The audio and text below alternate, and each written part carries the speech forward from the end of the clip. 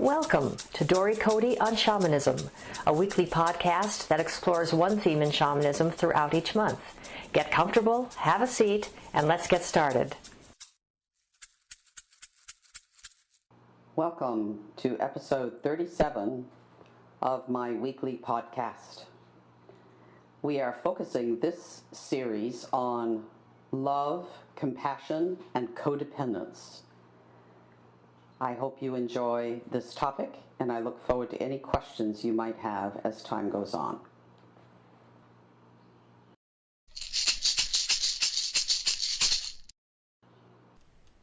Dory, a listener has asked if you could help her understand how she can possibly love someone she doesn't like.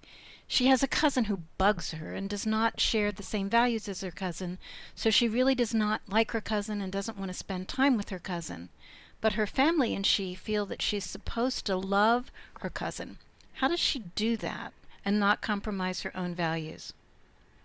Well, that is a beautiful question, and I'm really glad that a listener has asked it, because I believe it's quite important for us to all understand the ways in which love works and the way in which liking someone works. In truth, there's a lot of people I don't like, but it really isn't about not liking the person. It's really more about not liking their behavior, or not liking their values, or not liking some of the decisions they've made in their lives.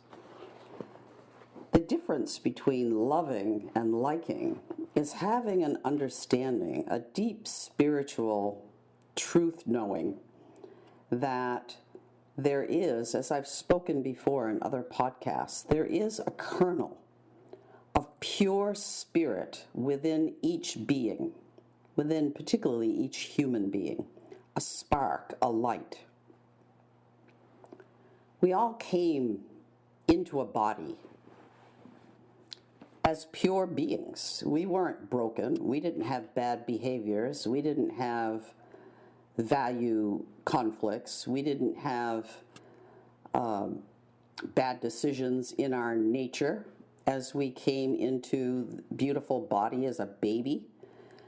What happens is life then corrupts people. The process of living in a body and the circumstances around life create shifts, create unique events and beliefs in each person. And somebody might be a friend, and they might be a relative, they might be somebody you've been close to at some point in your time with knowing them. And at some unknown juncture or fork in life, you discover that they truly have some very different beliefs and structures and opinions and feelings than what you yourself have. Does that mean you stop loving them? In my belief system, no. You still love them, because that kernel, that spirit, that truth of who they are, who they came into life being, this pure light is still there. It's still radiating in them. But perhaps you're not as attracted to spending time with them anymore. Perhaps you have to step away from being close to this person because, as we all do as humans, we get triggered by other people's behavior. It sparks emotions in us. And through those emotions, we create distance between ourselves and others. So it's okay to make a decision that you don't like your cousin's behavior. It's okay to make a decision that you don't choose to spend a great amount of time with them. It's okay to create a decision that you're not going to go to that family party that your cousin is attending because you're not comfortable being with him or her.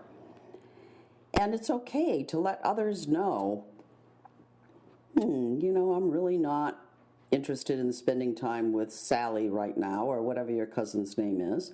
And and stepping back, taking a space, taking time to allow your spiritual self to be able to see the light in that person, so that when you are with them, it's easier for you to tolerate their behavior, or their opinions, or the way they're living their lives, or their values.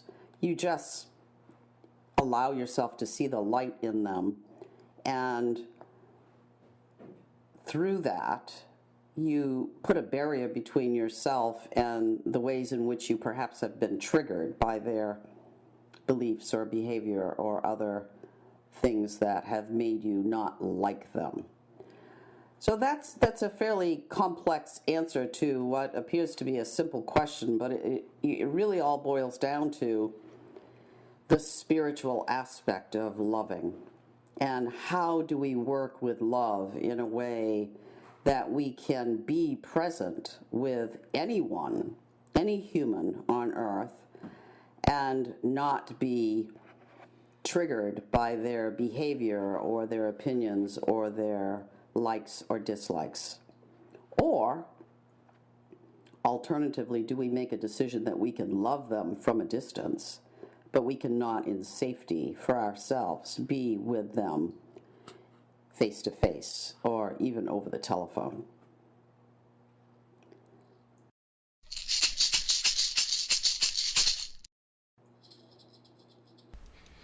Your answer discusses different kinds of love.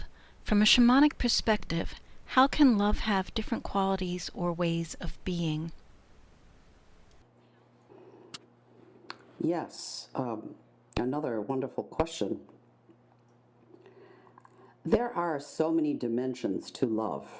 And the love that I was talking about in my prior answer is eternal spiritual love.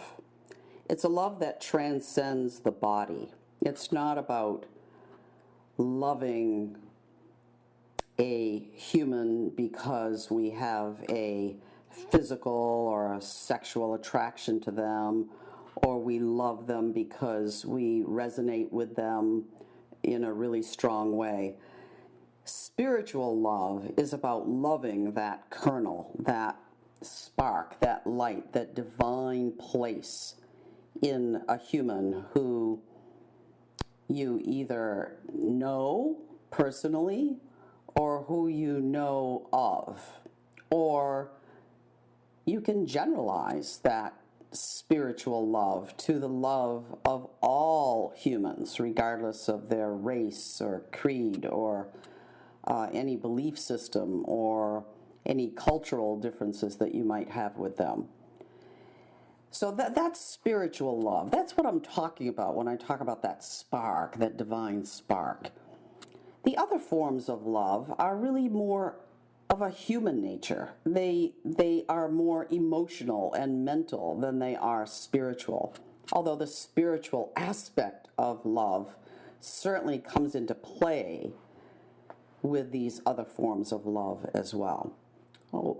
As I said, you might have a really strong love for your spouse or your partner or someone who you have a strong physical, intimate relationship with. And that love is a partnering, a soulmate kind of love that transcends, again, the physical, because it's all encompassing. It's physical, it's sexual, it's companionship, it's soulmate material. That is a very specific kind of love. And then there is the love of others who are familial, the love of your parents, your siblings, your cousins, your extended family, your dear, dear friends who you care about deeply, who you cherish as having in your life, who play a huge role in helping you define who you are, who feed you with great gifts of joy and peace and love and understanding, people who you can turn to for advice or guidance, counsel. those are highly important persons, humans in your life. And again, there is a spiritual dimension to that kind of love. It's different than what I'm talking about with that pure spark, that divine light, which is in and of itself a separate kind of love that you can have for any being, whether you've ever met them in this human lifetime. That spark exists in all these other relationships as well. The love of your parents, the love of your siblings and friends, and so on. It exists there, but it isn't as prevalent. It's in the background. You don't have to be conscious of it because you know that spark exists in them. And then there's the whole other kind of love, which is the love of others who you have not met, but who spark something in you when you meet them. Perhaps it's a child. You're out shopping and there's a baby in a carriage who smiles at you, and you have this instant flush of love of this perfect little human. Or perhaps it's the love of somebody who does a loving gesture on your behalf. Again, somebody out in a public place who picks up the hat that has blown off your head, or who sees that you are struggling with lots of packages and comes along and helps you. There's that kind of like instantaneous little spark of love that happens. Do you have a deep, abiding love for them? No, because you don't even know them. But that spark gets ignited. So those are some of the key kinds of love that exist.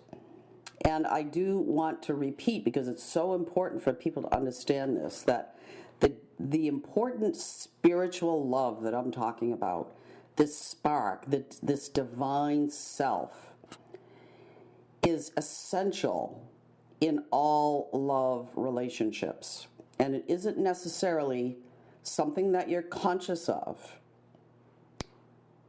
Where you have to become conscious of that kind of love, that spark, is in other kinds of relationships where you actually don't even know the person, and you question their beliefs or you question their actions.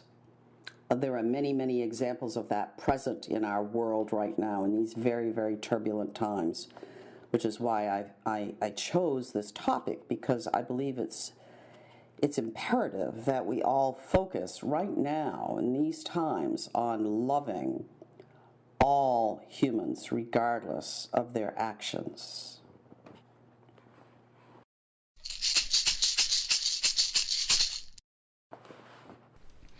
Some listeners have expressed difficulty in accepting what you have said previously about the need to love everyone, regardless of their acts of hatred, terrorism, abuse, and their attitudes that reflect destruction of widely accepted morality. What can you say to these listeners that might be helpful? Yes, this is what I have been alluding to in my answer to the prior two questions. And it is, without a doubt, one of the most challenging spiritual practices we will face in our lifetime. And it is so critically important at this time when we are on the edge of challenges on a global basis that can take us down a path that, as humans, we really do not want to go. There are so many acts of terrorism and hatred and anger and difficult attitudes and an attitude of destruction of our life as we know it, an attitude of tearing down the walls of a morality that we have become accustomed and comfortable with. And so, of course, when we see acts of terrorism on the news, or we read about them, or we hear about them even, such as the acts of terrorism that have recently occurred in Paris and here most recently in San Bernardino, California, regardless of whether we acknowledge that it was an act of terrorism on the part of people who were radicalized in jihadism, or whether it was just an act of terrorism out of hatred for a person or a group of people, it is still terrorist. And what happens naturally in our lives as humans is we go to this place of then hating these people. It's natural. It's a natural emotional response to hate the terrorists, to want to destroy them. And that's where we end up going, both as individuals and as a body of people, as a culture of people. We want to wipe them off the face of the earth because they scare us, because we don't agree with their values, because we have a strong sense of their lack of valuing life on earth. And so as a consequence, we want to eradicate them. And in our desire to eradicate them, we end up sending hatred and judgment and fear and terror and anger out into the world, not to mention rage.